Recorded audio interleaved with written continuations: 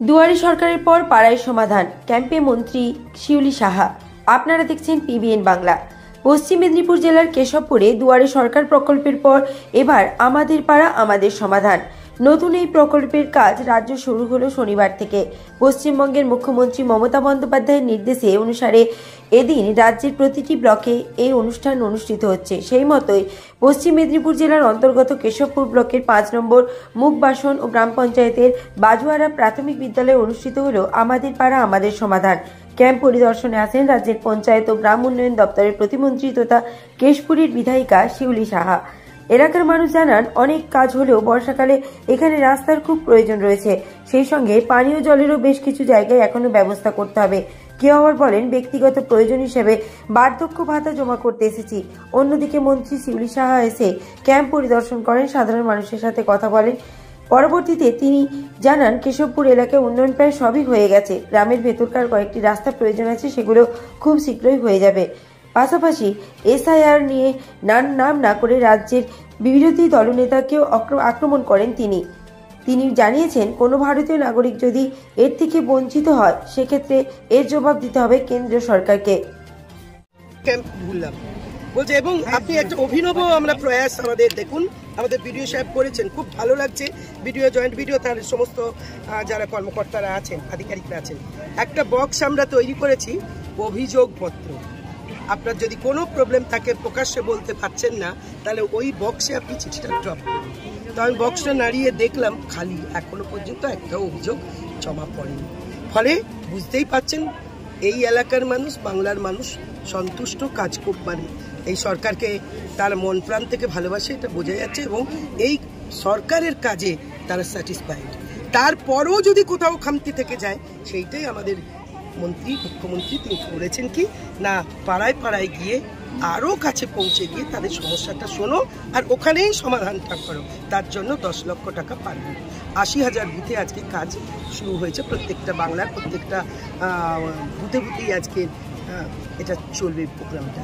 ফলে আমরা আশা করছি যে কয়েক মাসের মধ্যে যে আবেদনগুলো পৌঁছবে সেগুলো সমাধান আমরা কিছুটা মানে 90-100% না হলেও 90% আমরা করে দিতে পারবো। বাজুয়ারাতে মূলত আগামী দিনে কোন কাজগুলো করা হবে কোনটা মনে করছেন? না, আমি তো এখানকার আমার প্রধান ম্যাডাম আছেন, আমার প্রচুর রাস্তা হয়েছে, জল পৌঁছে গেছে, রাস্তা চাই, কিছু কিছু জায়গায় ছোটোখাটো ড্রেন, কিছু কিছু ক্যালভার্ট ছোটোখাটো, যেগুলো ওই পাড়ায় সমাধান। আজকে যেই ব্যবস্থাপনা হয়েছে এটাতেই বুথে বুথে হয়ে যাবে। তার মানে আপনি মনে করুন না, আমার 10 লাখ করে পারবো, মানে বুঝতেই পারছেন এখানে আমার কতগুলো, প্রায় 20-22টা বুথ, কত বুথ আছে? 23টা বুথ, 23x10 করে দিন, সমস্যা মিটে যাবে। আর বড় রাস্তা তো পঞ্চায়েত দপ্তর করছে, মুখ্যমন্ত্রী সরাসরি মুখ্যমন্ত্রীকে যারা বলেছে তাদের কাজ হয়ে যাচ্ছে রাস্তা, তারা কিন্তু ভাতা পেয়ে যাচ্ছে, দিদিকে জানানোর সঙ্গে সঙ্গে হচ্ছে। প্রায় কেশপুরে এই মুহূর্তে আমরা 54-55 রাস্তার কাজ আগামী 1 মাসের মধ্যে টেন্ডার হয়ে কাজ শুরু হবে। এসআইআর কি পশ্চিমবঙ্গে কোনো সমস্যা হতে পারে? সমস্যা তৈরি করার চেষ্টা করা হচ্ছে। আপনি নিশ্চয়ই জানেন, আপনি তো সাংবাদিক, বাড়ি কোথায়? কেশপুর। আপনাকে কালকে, আপনার নাম কি? শান্তনু কি? শান্তনু। তা আপনার নামে যদি এখন নোটিশ আসাম থেকে এসে যায় যে আপনি হচ্ছে এই ভারতবাসী নন, তাহলে কী করবেন? আপনার বয়স হার্লি কত? 30-32 হবে। আমার বয়স 55, আমার জন্ম এখানে।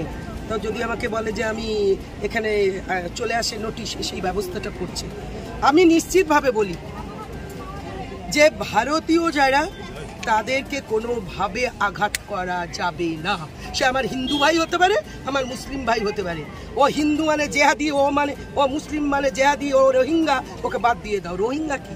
যিনি বলছেন জিজ্ঞেস করুন তো, রোহিঙ্গা কোন দিক দিয়ে কেশপুরে আসছে? দেখবেন কেশপুরে আজকে এক্ষুনি আমি টিভি দেখে এলাম, মেদিনীপুরের একটা দেখাচ্ছে, আমার এসডিও বোধহয় প্রেস মিট করছেন, সেখানেও দেখাচ্ছে। আচ্ছা, কেউ মারা গেছে, তার হয়তো নামটা দুটো জায়গায় আছে বা কোথাও আছে। আমি শিউলি শাহ, একটা সময় কেশপুরের বাসিন্দা ছিলাম। আমি এটা করি যেখানে বেশি রাত্রি কাটাই, এবং নিয়ম জানেন যে কেশপুরে আমি ছিলাম, আমি কেশপুর থেকে কলকাতায় তুলে নিয়ে গেছি।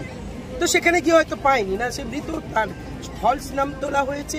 এটা হচ্ছে তৃণমূল সরকারের থেকে করা হয়েছে, বিএলওকে যুক্ত করা হয়েছে, এইসব করছে। আচ্ছা বলুন তো, 26,000 টিচারের চাকরি চলে গেছে, স্কুলগুলোতে টিচার নেই, তারপরও বলছে পার্মানেন্ট টিচার দিয়ে তাদেরকে বিএলওর কাজ করুন, বিভিন্ন কাজ করুন, নাকি আমাদের লোককে দিয়ে করাচ্ছে?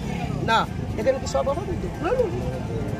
অনেক মানুষ আছে যারা বিজেপিকে সমর্থন করেন। দেখবেন, আমি আস্তে আস্তে শুনছিলাম তিনি যখন তৃণমূলের বলছেন যে এই বিজেপির কাছে হিন্দুত্ব শিখবো না, তিনি আজকে আবার অন্য কথা বলছেন। তার কথা কোনো মূল্যবৃদ্ধি আছে? নির্বাচন কমিশনের কাছে আমাদের আবেদন থাকবে, আমাদের দল নিশ্চয়ই জানিয়েছে, সঠিকভাবে করুন যাতে ভারতীয় নাগরিক সে যেন আঘাত না হয়, তার গায়ে যেন দাগিয়ে দেওয়া না হয় এ বাংলাদেশি, এ পাকিস্তানি, এটা যেন ধর্মের ভিত্তিতে যেন না হয়। এই আবেদন আমি ভারতবর্ষের নির্বাচন কমিশনের কাছে এই কেশপুরের মাটি থেকে করব। আমি কেশপুরের বিধায়ক হিসেবে এমন কাউকে করবেন না, তার জন্ম এখানে, পরম্পরা এখানে, তার গায়েও আপনি জেহাদি মানে সেই মুসলিম বলে বা হিন্দু বলে বা নিম্ন জাতি